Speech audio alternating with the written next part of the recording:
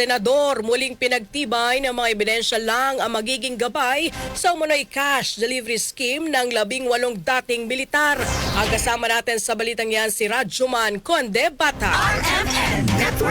Nanindigan si Senate President Pro Tempore Ping Lacson na sa ebidensya babatay ang Senate Blue Ribbon Committee kaugnay sa umano'y cash delivery scheme ng 18 mga dating militar na sinasabing naging tauhan ni dating Congressman Zaldico. Tungkol ito sa naging pahayag ng Iglesia ni Cristo na nananawagan ng pananagutan sa umano'y katiwalian ng flood control kung saan binanggit na ang sinasabing money delivering scheme ay patunay na mayroong anomalya na kinasangkutan ng ilang matataas na opisyal. Sinabi ni Lacson na iginagalang niya ang pananaw ng INC subalit nilinaw niya na hindi nangangahulugan ang pagkakaroon ng magkaibang opinyon ay kawalan ng respeto. Pinagtibay ng senador na bilang chairman ng Blue Ribbon Committee ay hindi magbabago ang kanyang posisyon na tanging mga ebidensya lang ang magiging gabay sa investigasyon sa flood control scandal. Magiging maingat at lohikal anya siya sa mga impormasyon na kanyang nakukuha kung saan i-evaluate at i-validate nilang mabuti ang credibility at reliability ng mga sources ng impormasyon bago sila umaksyon. Kasama mo sa DZXL RMN Manila, Radjuman Conde Bata, Tatak RMN.